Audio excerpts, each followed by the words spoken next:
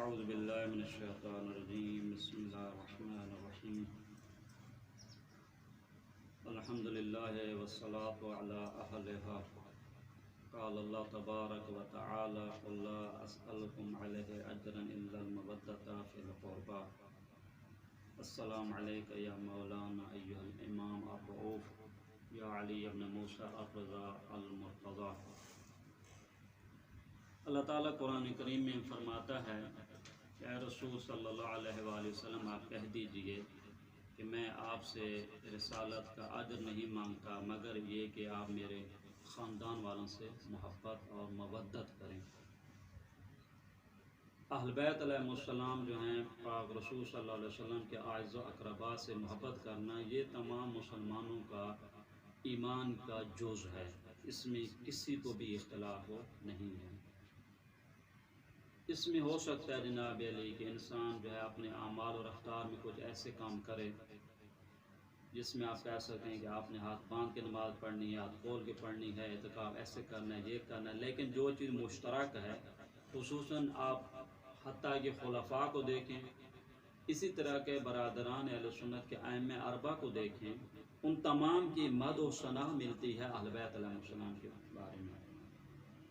آپ ابو حنیفہ سے لیں امام اعظم، امام شافعی کو لیں، امام مالک کو لیں، امام احمد بن حنبل کو لیں، جو آج تک پورے عالم اسلام میں انہی کی فقہ کے پرچار اور ان کے مقلدین موجود ہیں، تمام جو ہیں ان کے بزرگان، اسی طرح کے ان کے مکتب کے جتنے بزرگان ہیں، یعنی آپ اس زمانے سے پہلی صدی سے لے کر آج تک کے تمام کا یہ ایک مشترک موقف رہا ہے کہ اہل بیت علیہ السلام کی نسبت خاص احترام، خاص عظمت کے قائل ہوتے تھے، لہذا کسی اہل بیت میں سے کسی فرد کی توہین کو اپنے لیے جائز نہیں سمجھتے تھے۔ یہ ان کی سیرت طیبہ میں یہ چیز ملتی ہے۔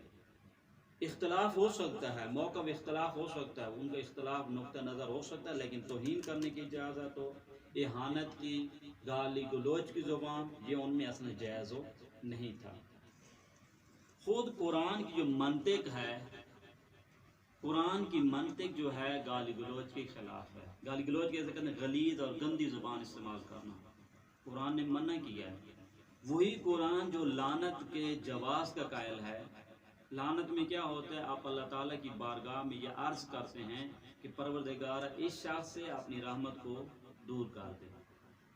وہی پروردگار منع کرتا ہے کہ آپ نے زبان جو ہے غلیظ استعمال نہیں کرنی ہے، گندی زبان نہیں بولنی ہے۔ دیکھیں سورہ انعام کی آیت نمبر 108 کو میں دیکھیں، آخری آیات میں ہے، اعوذ باللہ من الشیطان الرجیم بسم اللہ الرحمن الرحیم۔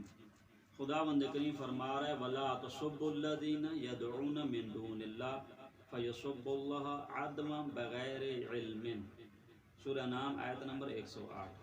یعنی اے مومنو، اے مسلمانوں، آپ کو یہ اجازت نہیں ہے ان معبودوں کو برا بلا کریں، برا بلا کہیں جو اللہ تعالیٰ کے علاوہ دوسرے معبود بنائے، جو بت بنائے ہوئے ہیں، یہ دوسرے الفاظ میں دوسرے ادیان کے مشرکین کے خداؤں کو برا بلا کہنے کی اجازت ہو نہیں ہے۔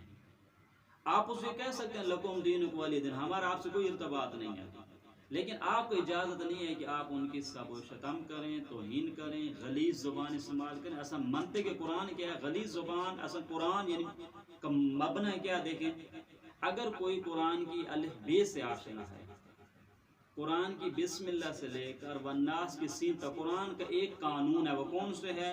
کہ غلیظ زبان سے آپ نے پرہیز کرنا ہے، یہ منطق قرآن ہے۔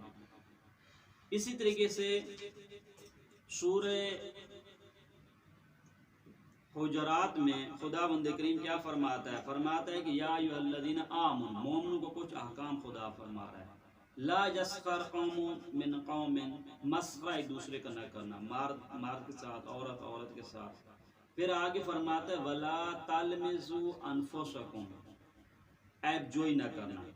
پھر فرماتا ہے ولا تنابزوا بالالقاب، برے القاب سے ایک دوسرے کو نہ پکارنا۔ ٹھیک ہے، یہ کیا منطق قرآن ہے؟ منطق قرآن کیا ہوا ہے؟ غلیظ زبان کا آپ نے استعمال نہیں کرنا۔ پھر کیا بولنا ہے، کس انداز میں بولنا ہے، یہ بھی خداوند کریم نے بتایا سورہ نحل میں۔ بس اس کی نفی ہے، یہ کام آپ نے نہیں کرنا، گندی زبان آپ نے نہیں بولنی ہے، وہ معبودوں کو برا بلا نہیں کہنا، ان کو غلیظ زبان سے یاد نہیں کرنا، پھر کیا کرنا ہے؟ خاموش بیٹھنا ہے؟ کہتے نہیں خاموش نہیں ہے، مکتب کا ترویج بھی ہم نے کرنی ہے، لیکن کس زبان میں؟ سورہ نحل میں دیکھیں، سورہ نحل کی آیت نمبر جو ہے 125 ہے۔ اعوذ باللہ من الشیطان الرجیم، بسم اللہ الرحمن الرحیم، ادعو الى سبیل ربک بالحکمت والموعظۃ الحسنۃ وجادلہم باللتی ہی احسن۔ کہتے ہیں 3 طریقوں سے آپ پیغام دے سکتے ہیں اللہ تعالیٰ کا۔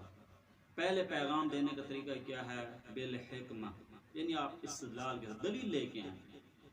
آپ کسی مکتب پہ اعتراض کرتے ہیں تو آپ کے پاس دلیل ہونی چاہیے۔ بس اگر آپ نے دعوت الہی کا پیغام دینا ہے، تبلیغ اسلامی کرنی ہے، سب سے پہلے دلیل کے ذریعے سے۔ دوسرا کیا ہے؟ واعظ حسن، اچھے طریقے سے واعظ نصیحت کریں۔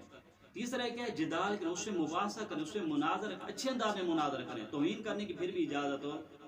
یہ ایک مسلم قانون ہے کہ توہین جو ہے رائٹ لائن ہے۔ اگر کوئی قرآن کی زبان سے آشنا ہے، قرآن ہمیں درس دیتا ہے کہ آپ کی زبان منطق، برہان، استدلال، جگہ جگہ کہتا ہے قل ہاتوا برہانکم ان کنتم صادقین، اگر آپ سچے ہو تو دلیل لے کے آؤ۔ عاجز اور کمزور آدمی کی علامت کیا ہے؟ یہ علامت ہے، وہ کیا ہے؟ وہ اس کی زبان کیا ہے؟ وہ کس زبان کا استعمال کرتا ہے؟ غلیظ زبان۔ غلیظ زبان قرآن کی تعلیمات کے خلاف ہے۔ اگر کوئی اپنے آپ کو یہ کہتا ہے کہ میں مبلغ اسلام ہوں، مروج اسلام ہوں، میں اسلام کا پرچار کرنے والا ہوں، تو اس کی زبان جو ہے نہایت ہی کیا ہونی چاہیے؟ پاکیزہ زبان ہونی۔ زبان کون سی؟ دلیل اور برہان استدلال کی ہونی چاہیے۔ اگر وہ زبان غلیظ استعمال کرتا ہے، وہ سب کوئی تو ہو سکتا ہے لیکن مبلغ اسلام ہو نہیں ہو سکتا۔ یہ قانون ہے۔ حضرت موسیٰ سلام اللہ علیہ کو جب فرمایا کہ جاؤ جناب فرعون کے پاس، وہاں پہ کیا کہا؟ اذهبا الى فرعون انه طغى، لیکن اس سے کیسے بات کرنی ہے؟ قولا قولا لینا، نہایت نارمل آدمی۔ کہ کون ہے فرعون؟ کون ہے جو کہہ رہا تھا انا ربکم الاعلی؟ بھئی خدا کے مقابلے میں اس نے اپنے جناب ایک سسٹم بنا رکھا ہے، لیکن خدا بند کریم اس سے بھی اگر کہنے گفتگو کرنے کا انداز اگر اختیار کرنا ہے، اس وقت بھی آپ نے زبان جو استعمال کریں قولا لینا، نہایت نار ملائم، احترام کی زبان، بس سب و شتم جائز نہیں ہے۔ اور یہی مکتب آپ کو مولا علی ابن ابی طالب علیہ السلام میں بھی ملے گا۔ نہج البلاغہ دیکھیں، جب جنگ صفین میں مولا نے دیکھا کچھ لوگ جو ہیں ہماری صفوں میں ہیں لیکن اپنے مخالفین کو کیا کر رہے ہیں؟ سب و شتم کر رہے ہیں، تو وہاں پہ مقابل میں کون تھا؟ جنگ صفین کے مقابل میں کون ہے؟ مشخص ہے جو شخص آئے ہوا ہے، جو جناب علی کے ناطق قرآن، مولا علی جو حق پر، اس کے مقابلے میں آنے والا شخص موجود ہے۔ تو مولا کے ماننے والے کیا کرتے ہیں؟ کچھ الفاظ ایسے استعمال کرتے ہیں جس سے آپ سمجھا جا سکتا ہے کہ زبان اچھی نہیں ہے۔ مولا کہہ سکتے کوئی مسئلہ نہیں، یہ تو ہمارا دشمن ہے، یہ تو باطل پر ہے۔ وہاں پہ مولا فرماتے ہیں یہ جو عربی چاپ ہے صبح، اس میں ڈاکٹر جو ہے جو میرے پاس ہے، جو اس وقت نہج بلاغہ جو ہے مرحوم سید عباس علی موسوی عالم مقام، ان کی شرح ہے، اس میں جو خطبہ نمبر 206 ہے، اس میں اگر سچ بھی کرنا چاہتے دیکھیں مولا نے کیا فرمایا؟ وَقَدْ سَمِعَ قَوْمًا مِنْ أَهْلِ يَسُبُّونَ أَهْلَ الشَّامِ أَيَّامَ حَرْبٍ بِالسَّفِينَ، جنگ کا زمانہ ہے، جنگ انسان جذبات کے ساتھ ہوتا ہے، فضا نہایت ہی جذباتی فضا ہے، جذبات میں انسان کیا ہوتا ہے؟ کنٹرول میں نہیں ہوتا۔ وہاں پہ جب مولا نے دیکھا کہ ہماری صفوں میں کچھ لوگ جو ہے اصحاب شام کو برا بلا کر رہے ہیں، انساب و شتم کر رہے ہیں، گالی گلوچ کی زبان استعمال کر رہے ہیں، مولا نے فرمایا تھا کہ انی اکرہ لکم ان تکونوا سبابین، میں یہ نہیں پسند کرتا کہ آپ کو شمار ان لوگوں میں سے ہو جو سب و شتم کرتے ہیں، غلیظ زبان کا استعمال کرتے ہیں۔ پھر کیا کریں؟ بولیں کہ وَلَكِنَّكُمْ لَوْ وَصَفْتُمْ أَعْمَالَكُمْ، خوب ان کے اعمال بتائیں بھی آپ کا یہ کردار ہے، آپ کا یہ کردار ہے، آپ کیوں جناب علی ایک امام زمانہ کے خلاف کھڑے ہو کو، ایک خلیفہ وقت کے خلاف آپ نے یہ حربہ کیا ہوا ہے؟ وہاں پہ بھی مولا نے کیا فرمایا؟ جائز نہیں ہے۔ اور یہ مکتب کون سا جناب علی؟ یہی مکتب اہل بیت کا بھی، یہ جو حدیث ہے معروف حدیث ہے انی تارک فیکم الثقلین کتاب اللہ وعترتی اہل بیتی، مان تمسکتم لن یذلوا بعدی ابدا ولن یفترق حتی یرد علی الحوض. قرآن اور اہل بیت کے درمیان جدائی ممکن نہیں ہے. قرآن کی تعلیم تھی کہ آپ نے سب و شتم نہیں کرنا. مولا علی نے بھی فرمایا کہ آپ نے سب و شتم نہیں کرنا. یہ منطق قرآن ہے. بس اگر کوئی منطق قرآن سے آشنائی رکھتا ہے, منطق اہل بیت علیہ السلام سے آشنائی رکھتا ہے, آپ کی زبان غلیظ نہیں ہونی چاہیے. پس قرآنی نقطہ کی نگاہ سے اہل بیت علیہ السلام کی روش کے مطابق غلیظ زبان کی اجازت نہیں ہے. اب آ جائیں دوسری جگہ. ہمارے برادران کی معتبر کتابوں میں یہ حدیث ملتی ہے. معتبر کتابوں میں صحیح بخاری میں بھی میں دیکھ رہا تھا, صحیح مسلم بھی ہے, سنن مسند احمد بن حنبل میں بھی ہے, معجم الکبیر, ان کی جتنی کتاب. جب صحیح بخاری مسلم میں ہے تو اس کی سند کی تو بات سے نہیں کی جا سکتی. کون ہے جناب عبداللہ ابن مسعود نقل کرتا ہے. یہ جو میں ابھی جو حدیث بیان کر رہا ہوں صحیح مسلم میں, جو دوستان دیکھنا چاہیں, اس میں باب ہے, باب نمبر 28 ہے پہلی جلد کا. باب کا نام یہ ہے باب بیان قول النبی صلی اللہ علیہ وسلم سباب المسلم فسوق وقتالہ کفر. یہ باب کا نام ہے. اس باب کے مطابق جو حدیث نمبر 64 بنتی ہے, لیکن کل ترتیب کے لحاظ سے جو حدیث ہے صحیح مسلم کی 116 ہے. اور جس سے میں نے جو نقل کر رہا ہوں دار احیاء تراث العربی ہے, بیروت کی چاپ ہے, 5 جلدی ہے, جلد نمبر 1 صفحہ نمبر 81. اس میں عبداللہ ابن مسعود نقل کرتے ہیں کہ پیغمبر اکرم صلی اللہ علیہ وآلہ وسلم فرمائے سباب المسلم فسوق. کسی مسلم کو گالی دینا یہ فسق و فجور کی علامت ہے. فسوق کسے کہتے ہیں؟ یعنی اللہ تعالیٰ کی اطاعت سے یہ آدمی خارج ہو چکا ہے. یہ اصلا جناب اس حدود میں چلا چکا ہے جو کہ الہی حدود میں نہیں. وہ کس کو گالی دینا؟ ایک مسلمان کو, ایک کلمہ شہادتین پڑھنے والا انسان جس کی زبان پہ کلمہ طیبہ آ گیا ہے, توحید کا اس نے اقرار کر لیا, رسالت نبی صلی اللہ علیہ وآلہ وسلم نے اقرار کر لیا, اس آدمی کو گالی دینا پیغمبر اکرم صلی اللہ علیہ وآلہ وسلم فرماتے ہیں یہ انسان کو فاسق و فاجر بنا دیتا ہے. گالی دینا فقط, بھئی وہ نماز پڑھتا ہے یا نہیں پڑھتا کوئی رابطے سے نہیں آپ کو.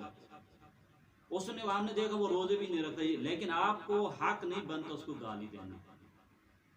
پس زبان فحاش زبان جو ہے, اور حدیثوں میں بھی ملے گا جو فحاشی کرتے ہیں, گندی زبان استعمال کرتے ہیں, ایسے لوگوں سے پروردگار نفرت کرتا ہے. اور اس مسلمان کی کہتے ہیں کہ اس کو گالی دینا فسق و فجور ہے, اور اس سے جنگ کرنا کیا کفر کا باعث ہے. یہ تو برادران کی کتاب ہے.